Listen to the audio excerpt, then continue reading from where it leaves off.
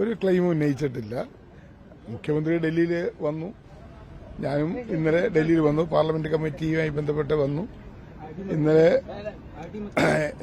സംഘടനാ ചുമതല general secretary KC വേണുഗോപാലിനെ കണ്ടു. ഇന്നിപ്പോൾ മുഖ്യമന്ത്രിയോട് ഉണ്ട് എന്നറിഞ്ഞപ്പോൾ മുഖ്യമന്ത്രിയെ കണ്ടു. വൈകുന്നേരം ഞാൻ പോവുകയാണ്. ഒരു ക്ലെയിമും വെച്ചിട്ടില്ല. പാർലമെന്റ് കമ്മിറ്റിക്ക് വന്നതാണ്, അത് ക്ലെയിം വയ്ക്കാനല്ല വന്നത്. ഒരു ക്ലെയിമും വെച്ചിട്ട് സജീവമായി എംപിയുടെ പേര് അതിലിങ്ങനെ ഉയർന്നു കേൾക്കുന്നു. എനിക്കറിയില്ല കേട്ടോ, താല്പര്യമുണ്ടോ? എനിക്കറിയില്ല. പാർട്ടിയെ നയിക്കാൻ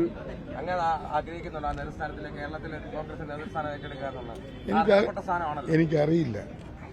അറിയാത്തൊരു കാര്യം എങ്ങനെ പറയുന്നു? അതിനെക്കുറിച്ചുള്ള ഒരു കാര്യത്തെക്കുറിച്ചും യാതൊരു വിവരവും എനിക്കില്ല. അത് നിങ്ങളോട് പറയാനും തക്ക ഒരു കാര്യവും എന്റെ കയ്യിലില്ല. ഞാനെങ്ങനെ എന്റെ യോഗ്യതയെക്കുറിച്ച് പറയുന്നത്? ഈ പാർശ്വവൽക്കരിക്കപ്പെട്ട ജനവിഭാഗങ്ങളിൽ നിന്ന് KPCC ഇതുവരെ ഉണ്ടായിട്ടില്ല. ആ ഒരു സ്ഥാനത്തേക്ക് അങ്ങ് എത്തുമ്പോൾ ആ ഒരു വിടവ് നികത്തപ്പെടുകയില്ല. അതിനൊക്കെ ഒരു ഉത്തരവും എനിക്ക് തരാൻ കഴിയില്ല. അല്ല, ഈ കൂടിക്കാഴ്ച പിന്നെ എന്തിനാണ് മുഖ്യമന്ത്രി വരുന്നതിന് കാണുന്നതിന് കൂടിക്കാഴ്ച? മുഖ്യമന്ത്രി കാണുന്നതിന് അതിന് പ്രത്യേക ഇതൊന്നും ഇല്ലല്ലോ. കേരളത്തിലെ മുഖ്യമന്ത്രി അതിന് ശേഷം ആദ്യമായി ഡൽഹി വരുന്നു. ഞാനിവിടെ ഡൽഹിയിലുണ്ടായിരുന്നു. ഞാൻ കേരളത്തിൽ നിന്ന് തിരുവനന്തപുരത്ത് ഇങ്ങോട്ട് വരുമ്പോൾ മുഖ്യമന്ത്രിയെ കണ്ടിരുന്നു. അതിനു മുമ്പും മുഖ്യമന്ത്രിയെ കണ്ടു. ഇന്നിപ്പോൾ ഡൽഹിയിലുള്ളപ്പോൾ വീണ്ടും മുഖ്യമന്ത്രിയെ കണ്ടു. അത്രേ ഉള്ളൂ.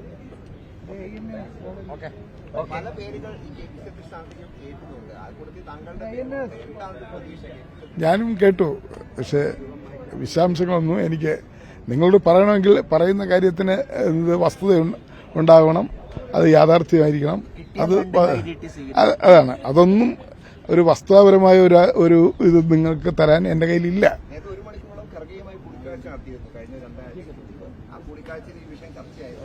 ഞാൻ കൂടിക്കാഴ്ച നടത്തിയവർ ആരോടും പറഞ്ഞിട്ടില്ലായിരുന്നു. കോൺഗ്രസിന്റെ സൈറ്റിൽ താങ്കളുമായി കൂടിക്കാഴ്ച നടത്തിയത് ഇന്ത്യൻ നാഷണൽ കോൺഗ്രസിന്റെ വെബ്സൈറ്റിൽ പ്രസിദ്ധീകരിച്ചു. അതിനെന്താ കുഴപ്പം? കോൺഗ്രസ് പ്രസിഡന്റിനെ കാണുന്നത് ആര് കണ്ടാലും, നേതാക്കന്മാർ കണ്ടാലും കോൺഗ്രസിന്റെ പേജിൽ വരും.